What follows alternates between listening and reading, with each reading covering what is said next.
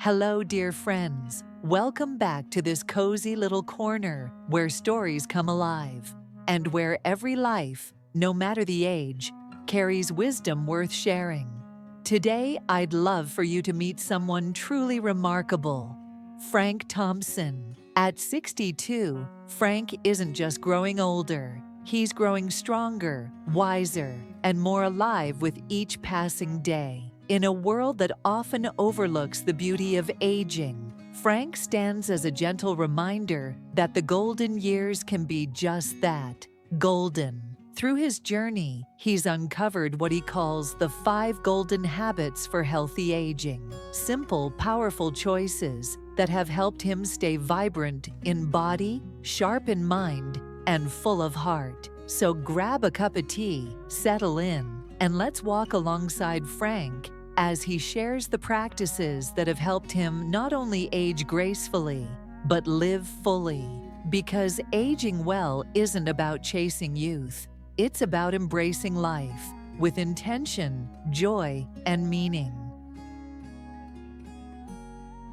Willow Creek, Oregon, is a postcard-perfect town nestled among rolling hills, where maple trees blaze with autumn color and neighbors greet each other by name. It's the kind of place where life moves at a gentle pace. But for Frank Thompson, a 62-year-old retired school teacher, time feels like it's speeding up. After a troubling health report, Frank embarks on a journey that transforms his fears of aging into a celebration of vitality, guided by the wisdom of his community and the rediscovery of his own resilience. The kitchen of Frank Thompson's modest home in Willow Creek was bathed in the soft glow of an October sunrise. Golden light spilled through the window, catching the steam rising from a fresh pot of coffee. But Frank, sitting at the worn oak table, barely noticed the beauty around him. His eyes were fixed on a single sheet of paper, a lab report that felt like a verdict. High blood pressure, elevated cholesterol, a whisper of pre-diabetes. At 62, Frank had always thought of himself as sturdy, a man who'd weathered life's storms with a quiet strength. Now those numbers stared back at him, cold and unyielding, whispering doubts about the years ahead. Ellen, his wife of 35 years, stepped into the room, her graying hair pulled back in a loose bun. She set a mug of coffee in front of him, her movements steady, but her eyes searching. "You're awfully quiet this morning, Frank," she said softly, resting a hand on his shoulder. "Is it the doctor's report?" Frank sighed, running a hand through his thinning hair. "Yeah, it's like a punch to the gut, Ellen. I'm not old, not really. But it makes me feel like I'm running out of time. What if I can't keep up? What if I'm not there for you, for the kids?" Ellen's lips curved into a gentle smile, though worry lingered in her gaze. "You're still here, Frank, and you're tougher than you think. Maybe this is a chance, not a sentence. Why don't you get out, talk to folks? Maggie's always at the park with her Tai Chi group, and Tom's probably at the market, preaching about his tomatoes. They're older than you, and they're thriving. Maybe they've got something to teach us." Frank grunted, unconvinced but unwilling to argue. Ellen had a way of seeing possibility where he saw obstacles. He pulled on his faded denim jacket and stepped outside, the crisp air biting at his cheeks. As he walked down the tree-lined street, leaves crunching under his boots, he felt a flicker of curiosity. Could there be a way to turn this around? Could he rewrite the story of his aging years? Habit 1. Movement as medicine.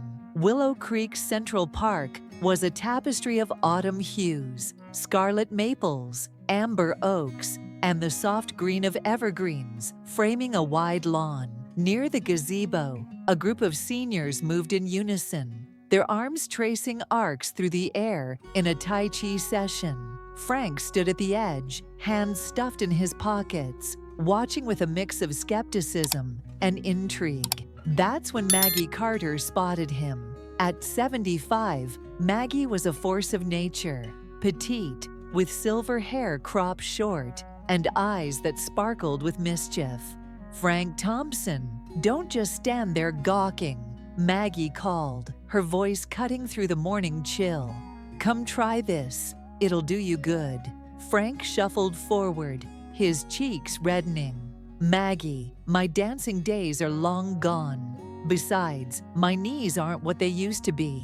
Maggie's laugh was like a bell, clear and infectious. "Knees, schmanies. You think I was born doing this? 10 years ago, I could barely climb the stairs without wheezing.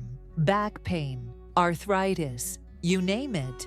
Then I started Tai Chi.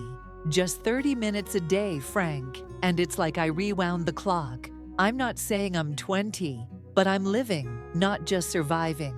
Frank raised an eyebrow, intrigued despite himself. "You're telling me waving your arms around fixes all that?" "It's not waving, it's flowing," Maggie corrected, guiding his arms into a slow, deliberate motion. "Your body needs to move to stay alive. It's not about running marathons or lifting weights. A walk, a stretch, a little dance to the radio. It keeps your heart strong, your joints loose, and your spirits high. Studies say 30 minutes of movement a day can slash your risk of heart disease, stroke, even depression. But forget the numbers, feel it." Reluctantly, Frank joined the group, mimicking their movements. His steps were clumsy at first, his body stiff from years of sitting too long at a desk. But as he followed Maggie's lead, something shifted. The tightness in his chest eased, and the cool air filled his lungs with a forgotten vitality. For a moment, he wasn't a man weighed down by lab results. He was just Frank, moving through the world, alive. Maggie clapped him on the back as the session ended. "See? You're a natural. Start small. Walk the park loop every morning. Maybe join us next week. Your body will thank you." Frank left the park with a lightness he hadn't felt in months.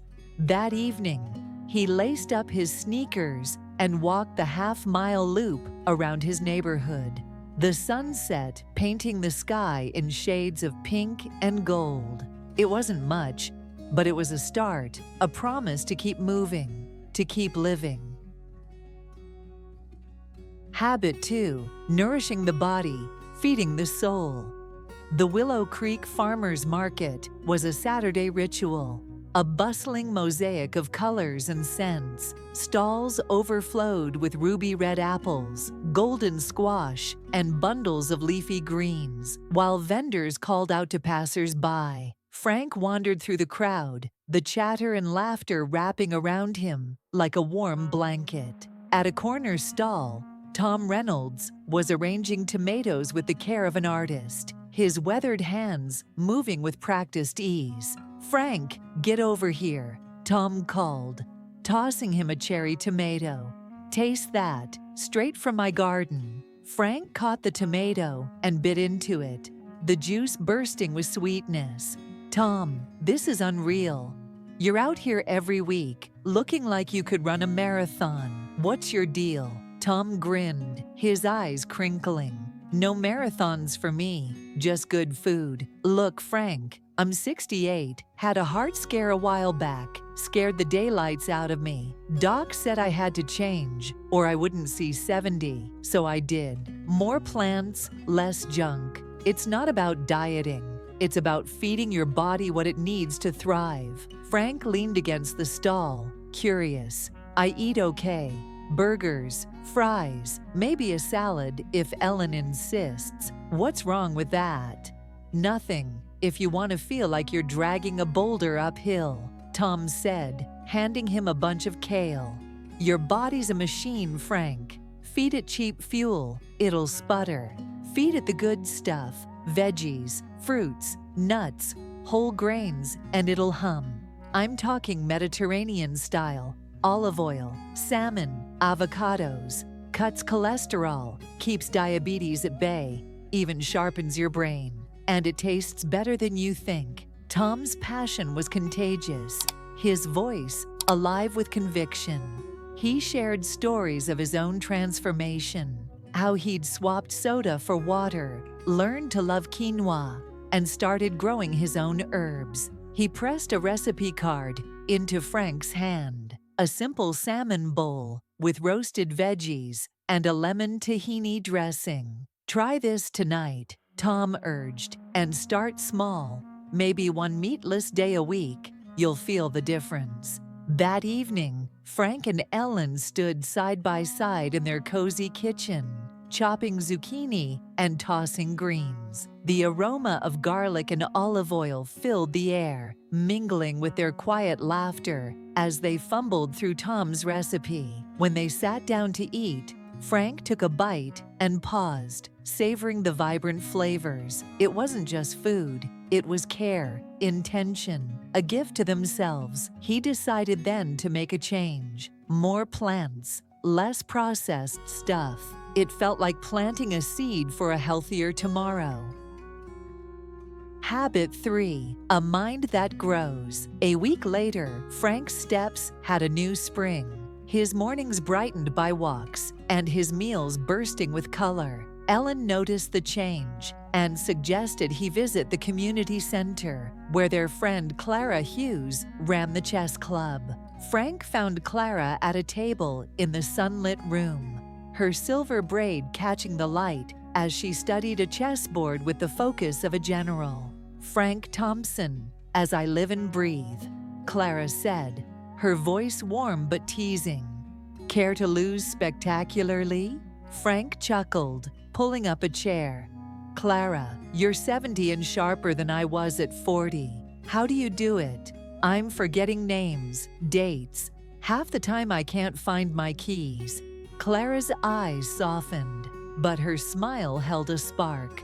"Oh, Frank, that's just your brain being lazy. Mine used to be the same, foggy, sluggish. Then I started treating it like a muscle. Chess, crosswords, even learning to bake sourdough. Every new challenge builds connections in your brain. It's called neuroplasticity, and it means you're never too old to grow." Frank moved a pawn, already sensing defeat. "So what? I play chess, and I won't forget my own birthday?" Clara laughed, capturing his bishop. "Maybe not, but you'll keep dementia at arm's length and have fun doing it. Studies show learning new skills, whether it's painting, Spanish, or fixing a bike, keeps your mind young. It's not about being perfect, it's about staying curious." As they played, Clara shared stories of her own adventures, teaching herself guitar at 65, joining a book club, even trying pottery. Her enthusiasm was a beacon, pulling Frank out of his doubts. He lost 3 games in a row, but he left the center buzzing with ideas. That night, he dusted off an old history book he'd loved in college, its pages yellowed but inviting. As he read about the Civil War, he felt a stirring, a reminder that his mind was still hungry, still capable of wonder.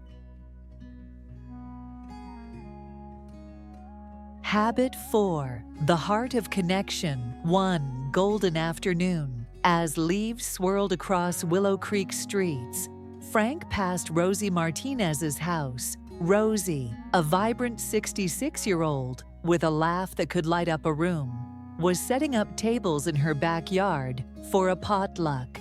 The air carried the scent of grilled corn and fresh baked bread, and music drifted from a portable speaker.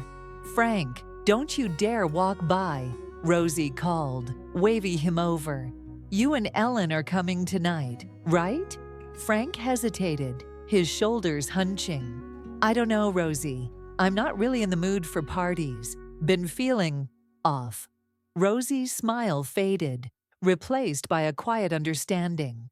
She set down a stack of napkins and stepped closer. "Frank, I get it. After my husband passed, I wanted to hide from the world, but shutting people out, it's like starving your heart. We need each other, especially now. A hug, a story, a shared meal. It's what keeps us whole. Her words struck a chord, stirring memories of evenings Frank had skipped, friends he hadn't called. "You really think it makes that big a difference?" he asked. "I know it does," Rosie said, her voice steady. "Loneliness isn't just sad, it's dangerous. They say it's worse for your health than smoking 15 cigarettes a day. But connection, that's medicine. Come tonight. Bring a dish. Bring Ellen. Bring yourself."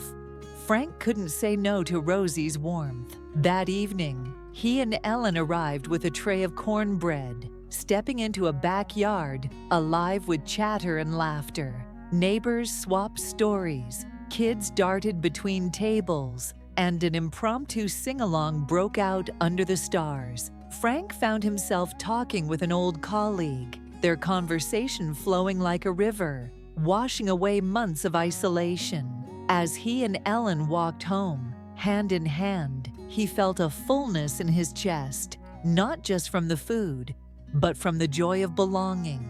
He made a vow to nurture those ties, a weekly coffee with a friend, a call to his daughter, a barbecue for the neighbors. Rosie had shown him that connection wasn't a luxury. It was the heartbeat of a life well lived.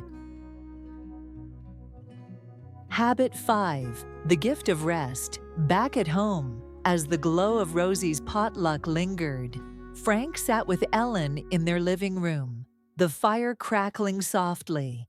He told her about his day, the chess games, the market, the park, his voice alive with a rediscovered energy. Ellen listened, her eyes shining, then leaned forward, her expression serious.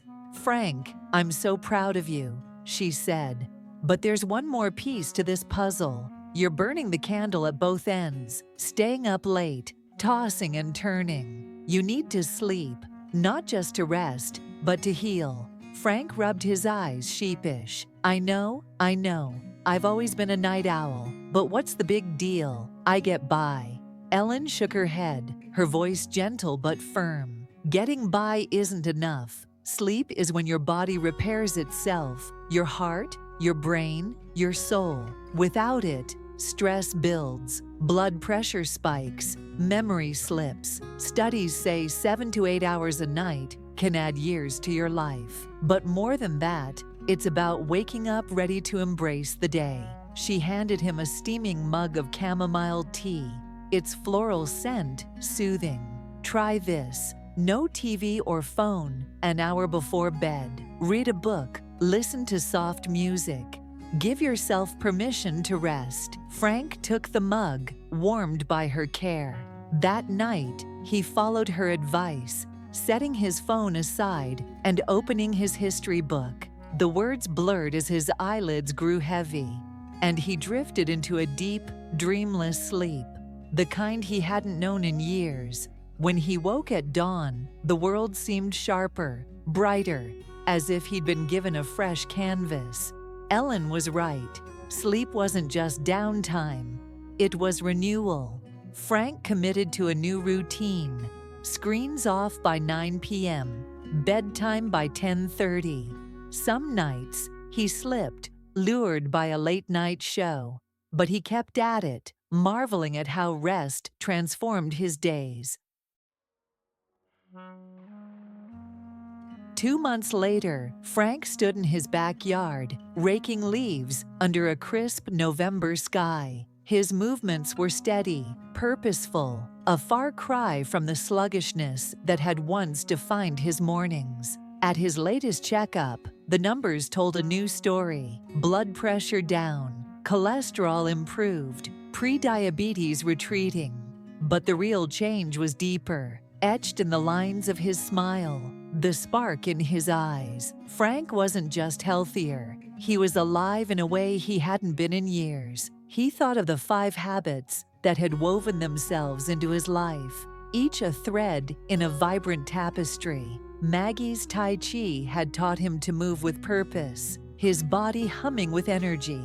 Tom's vegetables had awakened his palate, nourishing him from the inside out. Clara's chess games had rekindled his curiosity, proving his mind could still soar. Rosie's potlucks had reminded him that love and laughter were lifelines, and Ellen's gift of sleep had anchored it all, giving him the strength to seize each day. Frank wasn't perfect. There were days he skipped his walk, indulged in a burger, or stayed up too late. But perfection wasn't the goal. Progress was. At 62, he'd discovered a truth he wished he'd known sooner. Aging wasn't about fading away. It was about growing into wisdom, into joy, into a life that felt full and true. As he leaned on his rake, watching the sun dip below the hills, Frank felt a surge of gratitude for Willow Creek, for the people who'd shown him the way, for the chance to start again. He wasn't just aging, he was thriving, and the years ahead stretched out like an open road, full of possibility. Frank's story isn't just his. It's a mirror for all of us. Maybe you're standing where he was, staring down a health scare, or wondering how to make the years ahead count. Maybe you're younger, thinking aging is a distant shore. Wherever you are, hear this. You have the power to shape your future, one choice at a time. The 5 golden habits Frank embraced aren't secrets locked in a vault. They're gifts, waiting for you to claim them. Move your body, whether it's a walk around the block or a dance in your living room. Nourish yourself with foods that fuel your spirit. Crisp greens, juicy fruits, the warmth of a home-cooked meal. Challenge your mind with a puzzle, a book, a new skill that lights you up. Connect with the people who make your heart sing. A friend's laugh, a family hug, a stranger's smile. And rest deeply and fully, letting sleep weave its quiet magic. These habits aren't about adding years to your life. They're about adding life to your years. They're about waking up each morning with a spark, ready to love, learn, and live. You don't need to be perfect or change overnight. Start small, a single step, a single bite, a single conversation. Those steps add up, building a path to a future where you're not just surviving, but soaring. Frank's journey began with a moment of fear, but it led to a life of joy. Yours can too. So take that first step today. Reach out to a friend, try a new recipe, go for a walk, turn off your phone and rest. You're worth it. Your health, your happiness, your story.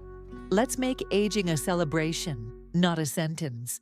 And if Frank's story has touched you, if it sparked a little fire in your heart, I'd love for you to join our community. This channel is all about sharing stories like his, real, raw, and full of hope, to inspire you to live your best life, no matter your age. Hit that subscribe button, ring the bell, and share this with someone who needs to hear it. Your support keeps us going, bringing more stories, tips, and encouragement to light up your days. Together, we can redefine what it means to grow older, vibrant, connected, and unstoppable. Let's do this. Here's to thriving, today and always.